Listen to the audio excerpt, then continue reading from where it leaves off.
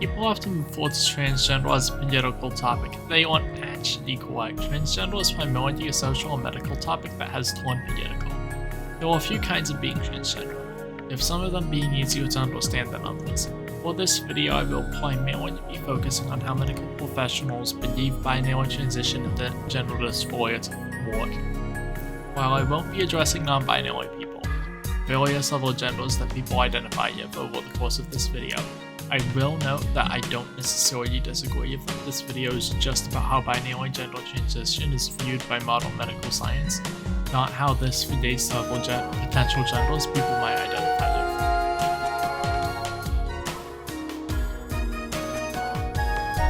With that disclaimer out of the way, I will immediately place a second disclaimer. We don't actually know what's going on here for certain. We have evidence that points towards certain outcomes being likely. However, we do not have conclusive evidence that clarifies what's going on with 100% certainty. Because the brain is so complicated, it's incredibly difficult for us to gain absolute understanding of it. Gender incongruence is, above all else, an illogical matter, which ultimately means that trying to fully understand it is incredibly difficult. Unfortunately, this is the very same reason it's treated as a political topic. There isn't any single piece of evidence that is truly undeniable proof that being transgender is legitimate, like a single brain scan or blood test. Because of this, people are technically able to contest it without flat out lying to themselves. However, most of the evidence points towards it being a valid solution to a valid condition, despite what many conservative branches of thought would like to preach. I will start by listing all the facts, and I will explain what I think about these facts. This way, you're able to watch roughly the first half of the video as a non-opinionated list of facts regarding gender incongruency, and click off at the start of the second half if you want to come to your own opinion using these facts, rather than just listening to my own. Every source that I got my facts from is in the description, and some of them were better research than others. This is a crash course created by someone doing self-research, not a bachelor's program created by an expert. For the sake of not sounding like some scientific twat the entire video, I won't be directly saying where I got each piece of information through the voiceover, so please check the sources in the description if you feel any interest whatsoever in doing so. The ones I directly use here will have timestamps for when I use them next to them. To get started, the most interesting thing I found in my early research was actually twin studies. Roughly 20% of cases when one identical twin was transgender, the other one was two. This was only the case in about 5% of cases for fraternal twins. And based on information gathered about identical twins, the researchers were able to somewhat confidently rule out the most obvious confounding variables, which would be based on similarities in how identical twins are raised. Traditionally, twin studies were used to look for a biological factor on the trait.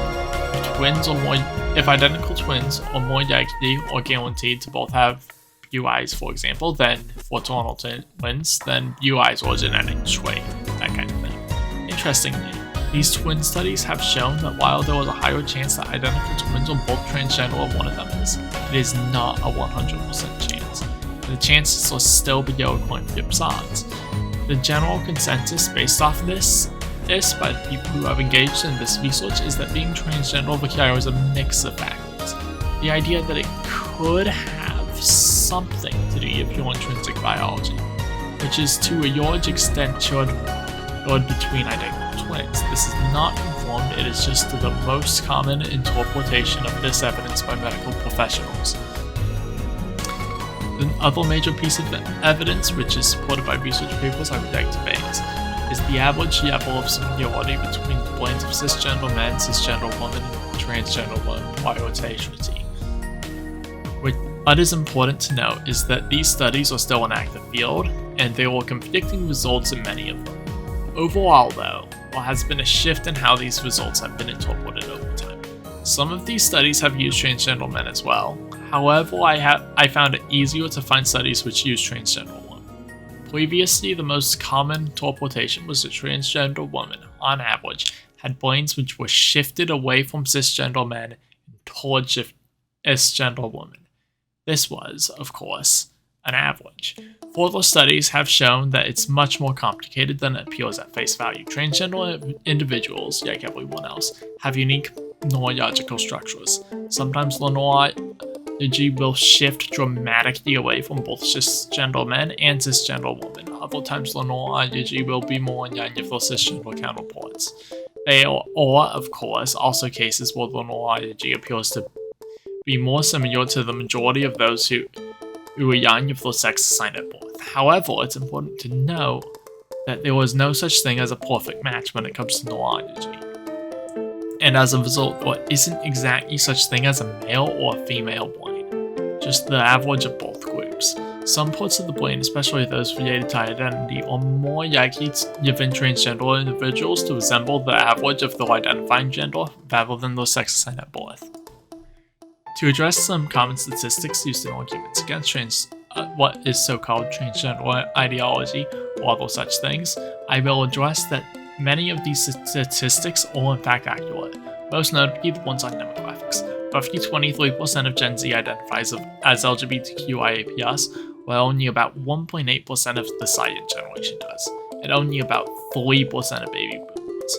The most common explanation on the right wing of the political spectrum is that by being exposed to LGBTQIA+ individuals, you're more likely to be LGBTQIA+ yourself. This is true, although there are significant counter-arguments that need to be addressed as well. Most notably, it's entirely possible, and this is an opinion, but likely, that people are just more likely to identify as such when they're less likely to destroy their support web, which makes it a lot easier for them. For clarity, this is using LGBTQIA+ as a general group.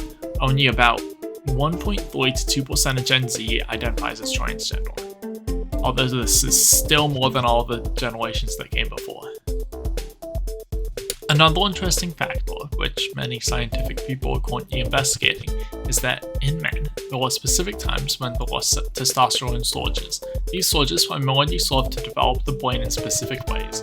There's a common theory that these may have something to do with gender incongruency, which is supported by the differences in the brains between transgender individuals and cisgender individuals mentioned previously. This is primarily intuition at the moment, based off theories, based off statistics found in studies that I previously mentioned. However, it is the most common scientific theory to my knowledge, on the medical professional end of things, at least. Now, before getting into the opinion part, I'm going to clarify what this means as far as the scientific consensus goes, which is that while none of these pieces of information individually confirms what's going on, how they all interact with each other creates a high level of certainty among professionals. The poor ethics of alternative ways, which would potentially create a more conclusive concept of what's going on here, are fortunately not something which researchers always have gone ahead of. Despite the scientific consensus is that the mixture of these various pieces of information make one thing solid. The source of gender incongruence is not entirely social. There are neurological reasons behind the phenomena, and these neurological reasons are being proven through the catastrophic failures of conversion therapy to be the best managed medical transition methods, such as HRT and surgical pathways. If you have ever been curious why medical transition is often seen as medically necessary by insurance companies and hospitals, this is why. This does, of course, not mean that you aren't free to disagree with the medical consensus. What it does mean, however, is that you would be going against the majority of evidence which does exist one way or another, and you would be going against the viewpoint of those who have the most experience in the field. That is the most I can say about other viewpoints about getting overly opinionated, though. Which is why we're going into the opinionated section of this video. Kick off now if you don't want to hear it. I am incredibly biased in favor of transgender individuals. I suggest that you continue watching. I'll probably be listening, considering I'm not much of a video person, without taking everything I say from here on out as fact. Everything beyond this point is how I interpret this information, and should not perfectly line up with how you interpret this information, as I acknowledge you've the ability to come to your own conclusions. However, if you'd like to hear what I have to say, continue. If you don't, then I hope you find some kind of useful data I just yapped into your mind, assuming it's not stuff you knew already, which it might have been relatively surface level, so maybe. Ahem. I strongly believe that being transgender is a fundamental biological factor. I believe that whether or not you're transgender is determined by a mix of factors, and all of them are intrinsic. I would compare being transgender to being autistic, which I am as well. It's something that happens when you have the brain at some point and the result is a condition. In this case, gender incongruence, which changes how the individual afflicted with the condition functions. One of the pieces of evidence that people often use in favor of transgender, or often being a social problem caused by a decision, is that neurodivergent individuals are more likely to be transgender. My counter-argument is that it's a lot more likely that whatever makes people neurodivergent, which is currently unknown, is likely related to gender incongruency, which I, to an extent, consider its own form of neurodivergency. People often refer to themselves with all sorts of different pronouns. These are referred to as neopronouns. I believe that these are sensible in every non-linguistic way. Neurodivergency could show itself in multiple ways, and there is a strong possibility that one of these ways is by changing the individual's sense of their own gender, which could, in theory, change it to interpret it as something which does not align with anyone's sex. In my opinion, there was plenty of evidence for this, and it's especially just flat out incorrect to say that gender incongruence is entirely social, or gender incongruence is just a lie people tell themselves, because there isn't actually any evidence for this. There is, of course, evidence that people are more likely to transition if they know people who have transitioned or are transitioning. I however believe that this is yes because it makes them decide they want to be trans, and more because it helps them figure out that they can and should do something about their gender incongruence. Gender incongruency has shown to be a major problem for those who have it, and I strongly believe that there are multiple benefits to fixing it, beyond aligning someone's social. There have been countless anecdotes of people starting HOT and, when in the process, finding immense cognitive improvements in certain areas, specifically things like decreasing depersonalization, disassociation, as I see it. Aligning the body, give the brain, does have legitimate benefits, even if those benefits are largely internal. People often say that you can't change your sex or your gender. I actually disagree with this sentiment. I believe that you can't change your gender, and yes, you're gender fluid or similar, but you can change your sex. Your gender is intrinsic, and it's something that your mind just sort of has. You can't change it, because we don't currently have a way to adjust how the neurons in your brain connect, work, and overall function. We do, however, have the ability to change people's secondary sex characteristics and, more importantly, how their body internally functions. This might sound wrong at first if you haven't done much research into it, but after about a year of HRT, doctors traditionally shift away from using someone's gender assigned at birth or things like blood tests as the baseline. At this point, it becomes more accurate to base it off the gender typically associated with the hormones in the body. The hormones change how the body functions internally in more ways than one would expect, such that it becomes a genuine hazard to medically treat a trans woman like they're a man and a trans man like they're a woman. Hormones are what define your active sex, in my opinion. They determine what system your body currently uses. Everything that has already happened, of course, did happen, and it happened under the influence of different hormones. However, after a certain point in HRT, your body's ongoing systems reflect the systems of the sex whose bodies are run by the hormones in your system. All that sex chromosomes really do is sit in your body for your entire life and serve the purpose of determining body development in the womb. Or, heavily simplifying things, once you have either testicles or ovaries, your sex chromosomes stop mattering. Because instead of using those chromosomes to figure out what to do, it uses hormones produced by those body parts, which were themselves specifically formed due to your chromosomes, in most cases, exceptions apply for certain conditions.